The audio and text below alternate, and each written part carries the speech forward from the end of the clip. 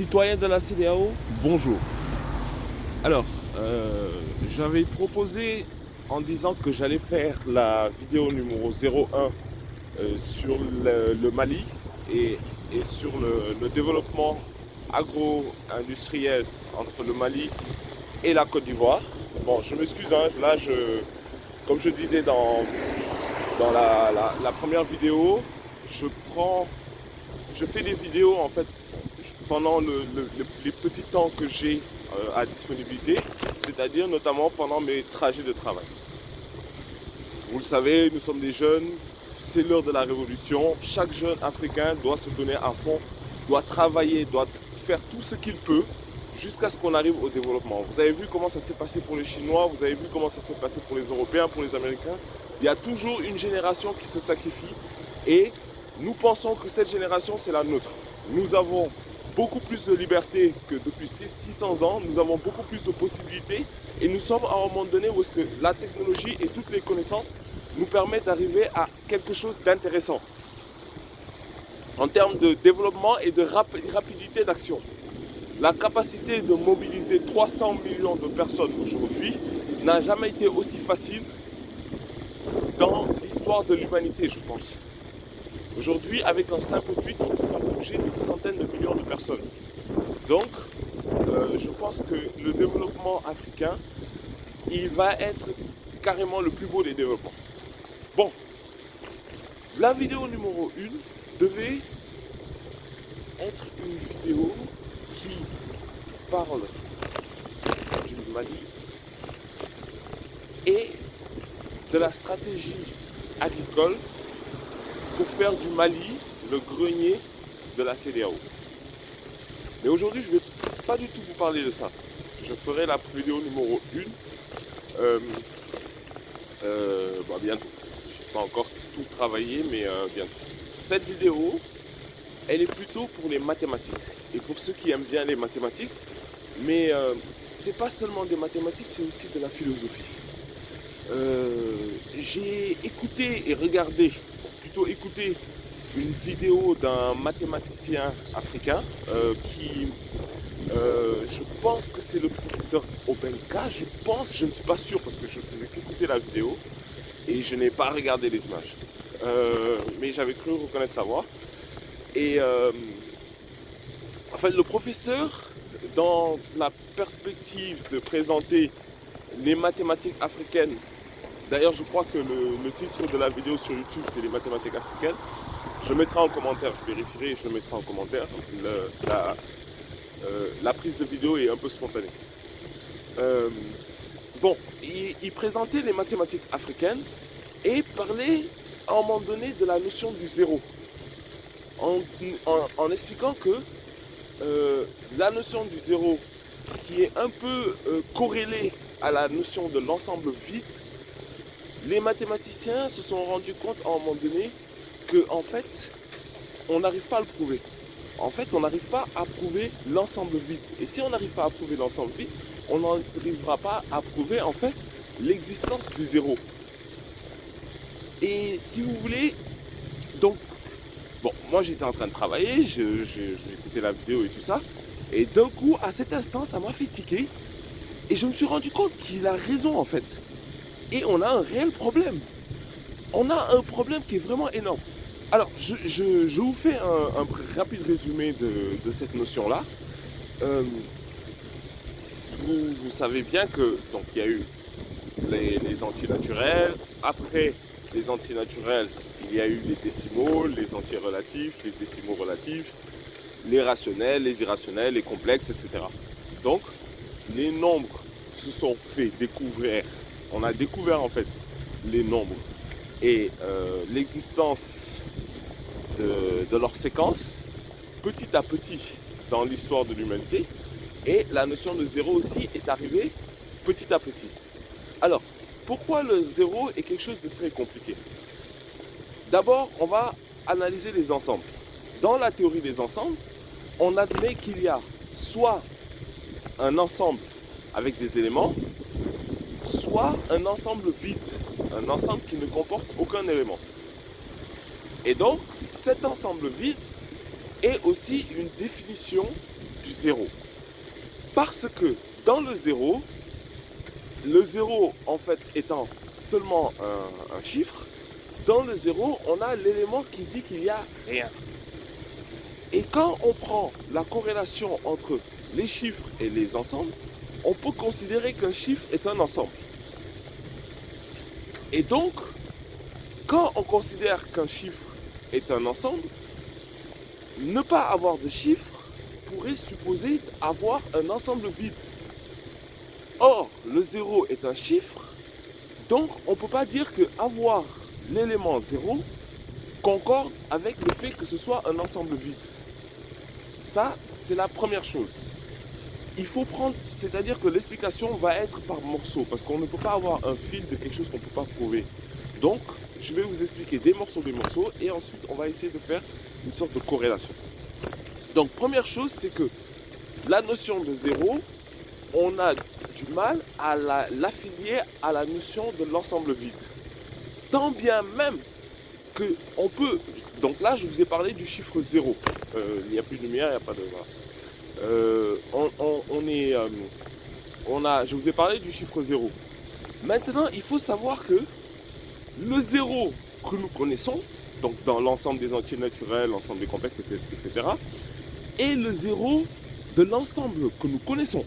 C'est-à-dire que 0 dans l'ensemble des entiers naturels est écrit 0. Mais si vous prenez par exemple une fonction qui s'annule à 3, le 0 de l'ensemble des points de cette fonction sera 3 et non 0. Ce qui fait que la notion de 0 en elle-même est relative. Je ne dirais pas erronée parce qu'elle est comprise, mais elle est relative. C'est-à-dire que le chiffre 0 peut être un 0 comme il peut ne pas être un 0 dans un ensemble. Donc, ça suppose que l'ensemble vide ne concorde pas donc avec l'ensemble 0, mais serait donc un ensemble ne comportant ni le 0, ni les points de l'ensemble existant. Et cela, on peut dire que dans ce cas-là, l'ensemble vide dans notre cas précis, n'est pas absolu, mais relatif. Il est relatif à l'ensemble que nous considérons. Ça veut dire quoi? Ça veut dire que si moi, mon ensemble, c'est 1, 3, 5, 7, 0, 1, 3, 5, 7, 0, n'est-ce pas? Si je prends un autre ensemble, 115, 25 et 49, ces éléments n'appartenant pas à l'ensemble que nous avons, cet ensemble-là peut être considéré comme un ensemble vide par rapport à l'ensemble que je connais. Et donc, ça veut dire quoi? Ça veut dire que l'ensemble vide tel que nous le supposons n'est pas un ensemble qui n'a pas d'éléments, c'est un ensemble qui ne comporte pas les éléments de l'ensemble choisi. Premier paradoxe. Deuxième paradoxe, on peut considérer que s'il existe des ensembles vides, ça veut dire qu'il existe un ensemble vide universel. Un ensemble vide universel serait peut-être soit la juxtaposition ou la corrélation, c'est-à-dire l'embriquement de tous les ensembles vides existants. Et donc ça veut dire que l'ensemble vide serait un ensemble qui n'a aucun élément, mais aussi tous les éléments. Mais ça fait mal à la tête, j'étais en train de réfléchir dans ma salle de bain, j'ai failli me cogner tellement que ça remet en fait en question toute l'existence. Ça, pour moi, dans ma tête, quand j'ai écouté ça, c'était hier, à la même heure, j'étais en train de travailler. Bon, moi je suis agent de nettoyage en fait. Et donc je faisais mon ménage tranquille, j'écoute ça, je me dis mais attends, il va nous rendre fou celui-là. Et si vous voulez, le pire dans tout ça, c'est que si le zéro n'existe pas, c'est que même nous, notre existence est à remettre en question. Pourquoi? Parce que le zéro n'est pas seulement considéré comme le point vide, il est aussi considéré comme un point avant le départ. Ça veut dire que le point de départ serait par exemple le 1 ou le 0,1, serait la première étape avant le rien, n'est-ce pas? Or, prenez juste l'être humain. Notre existence, nous, en tant qu'êtres humains, nous existons parce que nous avons eu un point de départ et on arrive ensuite à une fin, on va dire. Le point de départ, avant le point de départ, c'est-à-dire avant qu'on soit dans le ventre de notre mère, on était à un point zéro. Mais si le zéro, mathématiquement, n'est pas existant, et je vais revenir sur le zéro, parce que jusqu'à présent, je vous ai parlé de l'ensemble vide en vous disant que si l'ensemble vide n'existe pas, et que dans la première speech, je vous ai dit qu'il y a une corrélation entre l'ensemble vide et le zéro, donc on va y en arriver vers la fin. Mais ce que je veux dire, c'est que si on n'a pas eu de zéro, c'est qu'on n'a pas eu de départ. Si on n'a pas eu de départ, c'est qu'on a toujours existé en réalité. Or là, on en vient à la réalité, à savoir que je n'ai existé qu'au moment où mes parents m'ont donné un prénom, ou au moment de ma conception. Et après, on peut remonter, je n'ai existé peut-être qu'au moment où mes parents se sont rencontrés. Enfin, on en arrive à se demander qu'est-ce qui est réel, qu'est-ce qui est irréel, qu'est-ce qui est défini. Mais on en revient encore à l'existence. On en vient même à se poser la question, est-ce que c'est l'ombre de notre humanité qui est réelle ou est-ce que c'est le corps en 3D qui est réel? Je m'explique. La notion de non-existence et d'existence est basée sur le commencement et la fin. Donc nous existons parce que nous avons eu un point de départ. Et ce point de départ-là, qui est considéré par la naissance ou par l'existence d'un produit ou d'un événement ou voilà, whatever, fait que si on accepte le point de départ et son point de fin, on va considérer en fait que cela a eu une histoire et donc a existé. Mais si on en vient à se dire que le zéro n'existe pas et que, prenons un autre exemple, avant que je prenne le truc. Supposez, est-ce que vous connaissez le mil? Le mil, c'est une céréale qui est très utilisée en Afrique de l'Ouest. Je pense que la plupart de vous, les gens de la CEDEAO, vous connaissez. Si on prend le mil et on dit j'ai du mil, j'ai 300 graines de mil. J'ai 300 graines de mil, donc je suis à plus 300. Est-ce que dire que je n'ai pas de mil, que j'ai 0 mil, c'est dire que je n'ai pas 300 grammes de mil sur moi? Ça veut dire que, est-ce qu'à un moment donné, on est capable de se dire que la notion de zéro, elle existe parce que je n'ai pas de mil sur moi? Parce que dans la conception mathématique, si le zéro n'existe pas, ça veut dire que c'est soit j'ai du mil, soit j'en dois. N'est-ce pas? Ça veut dire soit je suis positif, soit je suis négatif. Mais on ne peut pas dire que je n'ai pas de mil. Et pourquoi on ne peut pas dire que je n'ai pas de mil? Parce que aujourd'hui, si je vous dis que j'ai du mil, est-ce que j'ai l'épi de mil? Est-ce que j'ai les graines de mil? Est-ce que j'ai la farine de mil? Est-ce que j'ai ou est-ce que je n'ai pas tout ça? Comment je peux définir le mil déjà? Ensuite, si je dis que je n'ai pas de mil, est-ce que ça suppose que je n'ai pas de mil sur aucune des formes existantes et possibles du mil, même en atomes séparés? C'est-à-dire que si le mil, c'est du carbone, de l'oxygène, de l'azote, du machin, est-ce que je n'ai pas tous ces éléments-là dans mon corps ou dans une autre définition qui prendrait mon appartenance? Et donc, ça veut dire que comment je peux définir la notion de zéro si je ne connais pas la vraie position du zéro? Parce que cette position-là est relative.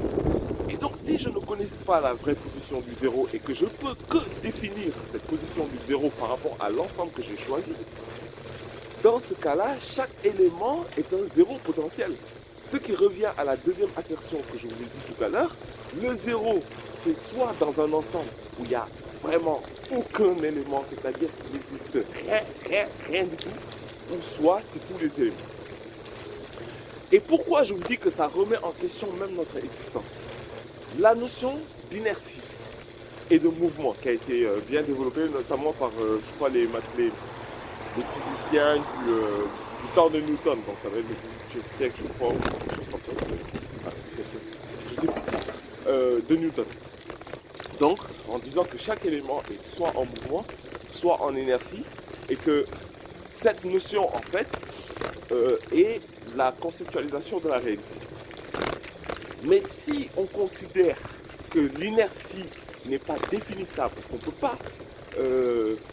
peut pas considérer l'inertie sans considérer l'existence. Et on ne peut pas considérer l'existence sans considérer l'inertie. C'est-à-dire qu'on n'arrive pas à définir un point de départ ultime. Et si on n'a pas de point de départ, on n'arrive pas à définir l'existence. Et donc cette espèce de paradoxe qui fait que chaque élément est un zéro, mais chaque zéro ne peut pas être l'élément nul, enfin, c'est même au niveau de la manière que je vous le définis, c'est déjà faux, fait que cette distorsion fait extrêmement mal à la tête à un mathématicien comme à un philosophe en fait. Donc, pour finir, si la notion de zéro, dans la compréhension d'un raisonnement, c'est la notion du tout et du rien, et que la notion de zéro dans la compréhension que nous avons, c'est une notion qui ne peut pas exister, car l'inertie ne peut pas être définie de sa manière la plus ultime possible, sauf parce qu'on peut pas, en gros, on ne peut pas considérer le rien, parce que dans chaque rien, il y a quelque chose. Et c'est parce qu'il y a quelque chose que ce rien est un rien. C'est un peu difficile ce que je vous dis, parce que en fait, je n'ai que des visions. J'arrive pas à donner vraiment des mots à ce que je ne comprends pas. Or, quand on ne comprend... Enfin, je sais pas, c'est... En gros, pendant que je vous parle, même je réfléchis, je me dis, j'aurais même pas dû l'écouter, parce que il va me poser... C'est une question que je n'avais jamais réussi à résoudre, c'est pour ça que je le partage. Et c'est une question, je suis désolé pour tous ceux qui vont s'y intéresser. J'espère que personne ne va devenir fou à cause de moi, quoi, parce que c'est pas possible. Je sais pas si vous vous rendez compte que le fait que le zéro n'existe pas fait que, en corrélation en fait avec la réalité, fait qu'on n'a jamais eu de départ, de point de départ, les gars. On n'a jamais eu de point de départ. Et si on n'a jamais eu de point de départ, ça veut dire qu'on a toujours existé. Mais pourquoi? Pourquoi et comment? Après, bon, on peut considérer que scientifiquement, la libération, les atomes qui nous forment ont toujours existé et donc nous avons toujours existé. Mais dans ce cas-là, il faudrait poser la question dans tous ces prismes. Est-ce que notre âme a toujours existé? Est-ce que notre, voilà, je sais pas, est-ce que notre visage a toujours existé? Est-ce que, voilà, il y a plein de choses qui font que les questions se posent. Et s'ils ont existé, est-ce qu'ils ont existé sur cette même forme? Est-ce qu'ils ont existé sur cette même raison? Est-ce que... Et donc, si il y a toujours eu en fait une existence, mais est-ce que cette existence est réelle si on n'a pas eu de départ? Parce que si on n'a pas eu de départ, comment ça se fait qu'on peut définir cette réalité? Comment? C'est là en fait qu'on arrive à en fait. C'est-à-dire que s'il n'y a pas de zéro, pourquoi il y a un 1? Et pourquoi c'est le 1 le premier chiffre? Parce qu'on l'a décidé. On peut dire ça. Parce qu'on l'a admis. Mais il n'y a aucune logique à l'existence des nombres si le 0 n'est pas un existant. Pourquoi ce n'est pas le 5 qui est le point de départ avant le 1? Pourquoi? Et pourquoi le 5 fait 5 pieds? Pourquoi le 5 n'est pas un prisme, n'est pas une forme, n'est pas une forme physique, plutôt que 5 unités? Enfin, ça veut dire que si on n'a pas un rôle de départ, avant le départ, on n'a pas d'accord sur la forme des choses parce que les prismes peuvent être extrêmement différents. Et c'est... voilà, je m'arrête là parce que je pense que je vais faire mal à la tête. Rien que moi, j'ai mal à écouter tout ça, à m'écouter parler. Mais tout ça pour dire que cette notion, moi, ça m'a traumatisé. Je suis désolé, mais depuis hier, chaque fois que j'y pense, je me dis, oh là là, il y a quelque chose qui ne va pas. Il y a quelque chose qu'on n'a pas compris. Et cette chose qu'on n'a pas compris, en fait, remet en question tout ce que nous avons compris. Et quelqu'un, bon, je ne suis pas quelqu'un de très calé, mais à l'université, j'ai fait des mathématiques et j'ai toujours continué en fait à découvrir les choses sur le prisme mathématique. Ça veut dire que même quand j'analyse des choses économiques, j'y mets des mathématiques. Quand j'analyse des choses naturelles ou des choses par rapport à la nature et tout ça, je regarde les mathématiques. Et l'avantage que j'ai, c'est que j'ai travaillé sur les nombres premiers. Donc, ce qui fait que je travaille aussi beaucoup sur les séquences et sur les ensembles. Donc, comme un algébriste. Donc, sur ce prisme-là, si on admet que même notre réalité qu'on a fabriquée, c'est-à-dire les trains, les bateaux, la compréhension physique et scientifique des choses, la compréhension littéraire et tout ça, a été basée en fait sur ou est en relation en fait avec les entiers naturels et donc avec tous les nombres mathématiques, on admet que cette réalité-là a une corrélation avec une autre réalité dont on ne comprend pas son existence. Bon, je m'arrête là. Je vous souhaite une excellente journée et je vais le publier sur mon YouTube.